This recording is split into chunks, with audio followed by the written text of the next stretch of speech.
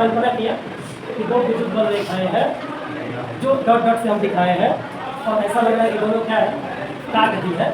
तो काट दी है तो कटान बिंदु पे दो स्पर्श रेखा पॉसिबल है।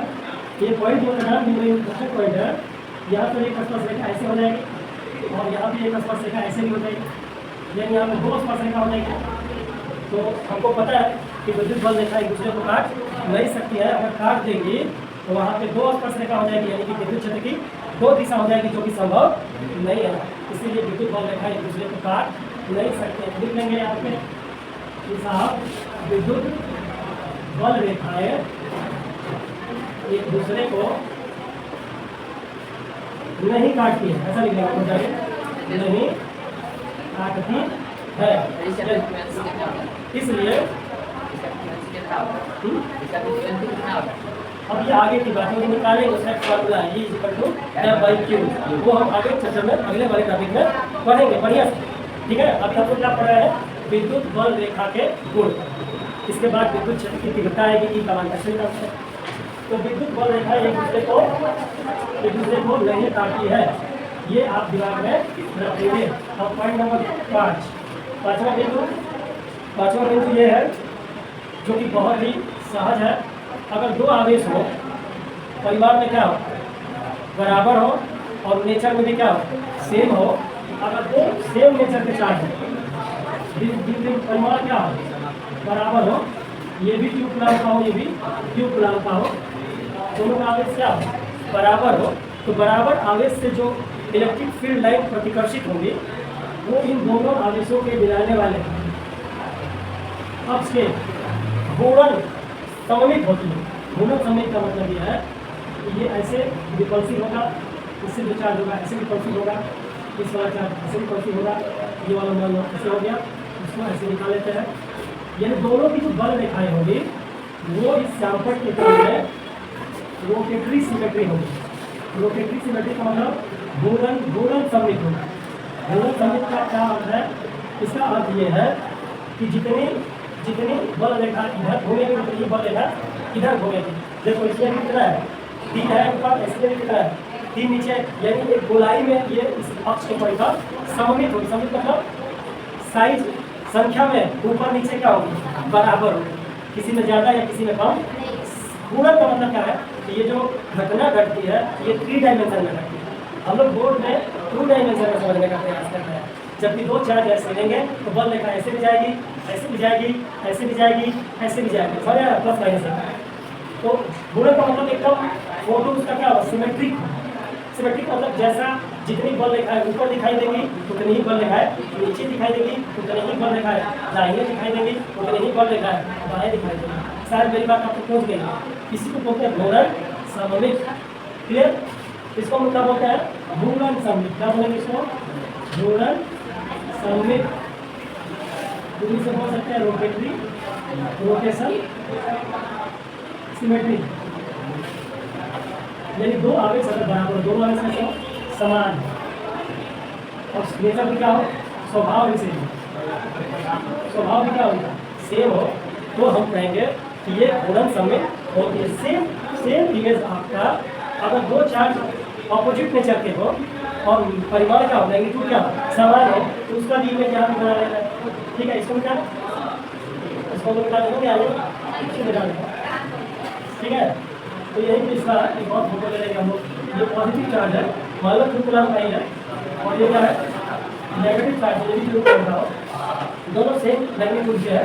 तो इनको मिलाने वाले अक्ष के परिधि, आपको पता है ना, प्लस से इलेक्ट्रिक फील्ड लाइन निकलती है और माइनस से क्या करती है, ड्राइंग करती है। तो ये इलेक्ट्रिक फील्ड लाइन का ऐसे ही घूर्णन सममित है।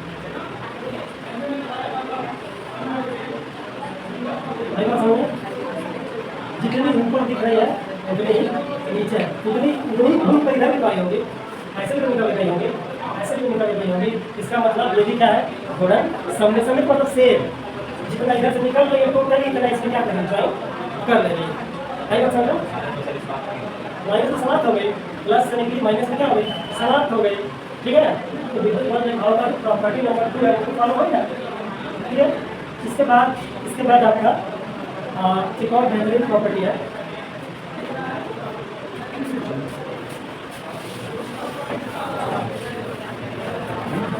देखो इसको मिटा दें। प्रॉपर्टी नंबर 6 ले लेंगे। 6 नंबर की प्रॉपर्टी क्या है कि एक आवेश से निकलकर अगर दूसरे आवेश से विद्युत बल रेखाएं अगर पहुंच रही है तो दूसरे आवेश से पहुंचने वाली विद्युत बल रेखाओं का जो परिमाण होगा वो आवेश के अनुक्रमानुपाती होगा। ये बहुत इंपॉर्टेंट है। इसको आपको कैसे समझे, मान लीजिए कि हम यहाँ पे 2 कूलम का चार्ज दिया प्लस में, और यहाँ पे हम लोगों ने 1 कूलम का चार्ज दिया। ये भी ये निगेटिव नंबर क्या है, निगेटिव है। ये पॉजिटिव चार्ज है। ये कितने कूलम का है और ये कितने कूलम का है, -1 कूलम का है। क्योंकि बन रहा है क्योंकि और इससे मान लेते हैं कि इससे निकलने वाली बल रेखाओं की संख्या कितनी है, 4। इससे 4 बल रेखाएं, तो जब इससे 4 निकलेंगी तो ये कितना अपने पास कलेक्ट करेगा, इसका आधा ही है ना, तो 2 ही को अपने पास क्या करेगा, कलेक्ट कर पाएगा। यानी कि निकलेगी तो 4, लेकिन ये पहुँचेगी कितना इसमें 2, बाकी सब क्या होगा, बाकी सब दूसरे डायरेक्शन में चली जाएगी। 4 हो गया ना, 4 निकली, पहुँची कितनी 2, इसके पास 2 ही आएंगे। अच्छा 1 2 3, अच्छा 1 1 कर लेते हैं, ज़्यादा हो गया। अच्छा अब सही है, अब सही हो गया। ये हमारा 4 निकली, पहुँची कितनी 2। यानी यही कहेंगे कि एक आवेश से निकलकर अगर दूसरे आवेश की विद्युत बल रेखाएं अगर ज्वाइन कर रही है, यानी एक पॉजिटिव हो दूसरा, तो जो ज्वाइन करने वाली बल रेखाएं होगी वो दूसरे आवेश के अनुक्रमानुपाती है। यानी अगर ये आधा है तो इसका आधा ही पहुँचेगा। समझ आ रहा है, तो ये इसका मतलब है। तो उसको एक लाइन कैसे लिख देना है, हर आवेश से निकलने वाले, हर आवेश से निकलने वाले तथा ऋण आवेश और पहुंचने वाले बल रेखाओं की संख्या, बल रेखाओं की संख्या उसके परिमाण के अनुक्रमानुपाती होता है। उसके मतलब इस वाले में इसके परिमाण के अनुक्रमानुपाती होती। ये इस फैक्ट में अगर क्वेश्चन दे देगा तो अगर आपको ये कंसेप्ट याद रहेगा तो आप आराम से कर लेंगे। अब मान लो 4 फोटो दे दिया, यहाँ 4 कूलम दे दिया, यहाँ पर 2 कूलम दे दिया, और इससे 10 बल रेखा निकाला, और एक ऑप्शन में 3 ज्वाइन कराया, दूसरे ऑप्शन में 6 ज्वाइन करा दिया, तीसरे ऑप्शन में मतलब कम करा दिया या नहीं कराया, कुछ कम बेसी कर दिया, तो उसमें वही समझ पाएगा जो इस बात को याद रखा है या समझ गया है कि अगर आधा है तो आधा ही ज्वाइन होगा, तिहाई है तो तिहाई ज्वाइन होगा। समझ आ रहा है, अगर यहाँ पे डबल है, इसका आधा है तो आधा ही पहुँचेगा, अगर इसका तिहाई है ये वाला तो तिहाई ही पहुँचेगा। समझ आ रहा है, इस लॉजिक को समझना है। तो ये बहुत ही इंपॉर्टेंट प्रॉपर्टी हमारी हो गई। हाँ एक सर सीधी प्रॉपर्टी है, इसको मिला सकते हैं। एक और आसान सा है, अगर समतल विस्तार का अनंत लंबाई का कोई चादर है, जैसे घर आवेशित अनंत लंबाई की चादर, जब ये प्लेट है जो अनंत विस्तार का है और इसकी मोटाई दी गई है, क्या दी गई है, मोटाई दी गई है, और ये अनंत विस्तार का एक लंबा सा चादर है, और ये कैसा आवेश रखा है, पॉजिटिव चार्ज है। तो इससे जो बल रेखा निकलेंगी वो कैसे निकलेगी, एक समांतर बल रेखा निकलेगी। कैसे बल रेखा निकलेगी, इधर भी निकलेंगी और इधर भी। समझ रहा है, आपको सर इधर का निकलेगी। प्लेट बहुत पतला है, क्या है, बहुत पतला है, इसकी मोटाई बहुत कम है, इसलिए हम इधर ना के बराबर मान के चाहिए। हालांकि निकलेगी तो जरूर, लेकिन ज़्यादा इधर ही निकलेगी, फैलाव किधर है, तल में है। ये लंबा सा चादर है अनंत विस्तार का, और वो कैसा चार्ज रखा है, पॉजिटिव। इधर भी निकलेंगे आप, तो ये कैसी बल रेखाएं होगी, ये हो गई समांतर बल रेखाएं। ये क्या है, अनंत विस्तार का अगर कोई चादर है तो उससे जो बल रेखाएं निकलती है वो कैसे निकलेंगी, समांतर। कैसे निकलेंगे, समांतर निकलेंगे। तो ये आपको प्रॉपर्टी नंबर 5 6 और ये हमारा हो गया 7।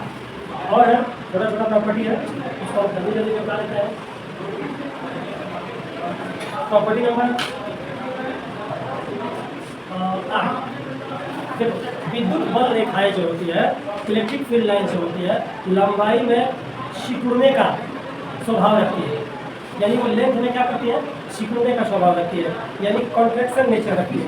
विद्युत बल रेखा है, इसको लिख दे रहे हैं हम लोग, विद्युत बल रेखा है लंबाई के अनुदिश, लंबाई के अनुदिश, ठीक है, सिकुड़ने का या कॉन्ट्रैक्शन का स्वभाव रखती है, यानी विद्युत बल रेखा लंबाई के अनुदिश सिकुड़ने का स्वभाव रखती है। इस बात से ये समझ में आता है कि दो समान आवेश एक दूसरे को क्या करते हैं, प्रतिकर्षित करते हैं। दो समान आवेश एक दूसरे को प्रतिकर्षित करते हैं। ऐसा विद्युत बल रेखा लंबाई के अनुदिश सिकुड़ने का प्रयास करती है। इससे ये समझ में आता है कि दो विपरीत आवेश एक दूसरे को क्या करते हैं, आकर्षित करती है, प्रॉपर्टी याद रखिएगा। यानी इससे ये समझ में आता है कि विपरीत आवेश एक दूसरे को, ये जरूर लिख लीजिएगा, एक दूसरे को क्या करते हैं, आकर्षित करते हैं। कभी कभी पूछ सकता है कि विद्युत बल रेखा है लंबाई के अनुदिश सिकुड़ने का स्वभाव रखती है। ऑप्शन नंबर ए, इसके वजह से क्या होता है, आकर्षण। ऑप्शन नंबर 2 प्रतिकर्षण। ऑप्शन नंबर 3 दोनों। ऑप्शन नंबर 4 इनमें से। तो ये प्रॉपर्टी अगर आपकी याद रह गई तो आप आराम से समझ लेंगे कि विद्युत बल रेखा लंबाई के अनुदिश सिकुड़ने का स्वभाव रखती है। इससे ये पता चलता है कि दो विपरीत आवेश एक दूसरे को क्या करते हैं। क्लियर? इसलिए प्रॉपर्टी आपको समझना है। पॉइंट नंबर 9 ले लिया। इसी का उल्टा क्या है, इसका उल्टा कि विद्युत बल रेखा है लंबाई के लंबवत दूर हटने का, लंबवत दिशा में दूर हटने का स्वभाव रखती है। किससे क्या आगे रखा है कि समान आवेश एक दूसरे को क्या करते हैं, प्रतिकर्षित करते हैं। ये भी लिख लेंगे। यहाँ पे क्या है, अपोजिट चार्ज एक दूसरे को अट्रैक्ट करते हैं लंबाई के अनुदिश सिकुड़ने की वजह से। और यहाँ पे लिख लेंगे कि विद्युत बल रेखा है, अब ऐसे ही आप समझ लेंगे, मैं बोल रहा हूँ कि विद्युत बल रेखा, फिर समझ लेना चाहिए, विद्युत बल रेखा है लंबाई के लंबवत दिशा में दूर हटने का स्वभाव रखती है, एक दूसरे से दूर हटने का स्वभाव रखती है। कैसे? अगर ये दोनों प्लस प्लस चार्ज है तो एक दूसरे को क्या करके धक्का देंगे, तो ये वाली बल रेखा और ये वाली बल रेखा एक दूसरे से क्या दूर हटेंगे ना। ये दूर हट रही है, दोनों की दूरी पड़ गई, इधर भी दूरी पड़ गई। इसका मतलब समझ में आ गया क्या, कौन सा मतलब है। तो विद्युत लंबाई का लंबवत इसमें लंबवत देखा, ये दूरी ये बढ़ रही है लंबवत, अपने लंबाई के लंबवत जिस दिशा में बल दिखाई जा रही है उसमें लंबवत। तो ऐसे अगर आप आगे खींचोगे तो दूरी और क्या होगी, ज़्यादा आगे है। तो अपने लंबाई के लंबवत दिशा में इसकी दूरी क्या होती है, बढ़ती है। तो इससे ये आइडिया लगता है कि समान आवेश एक दूसरे को क्या करते हैं। और पॉइंट नंबर सुनता सकते हैं, सुनता है।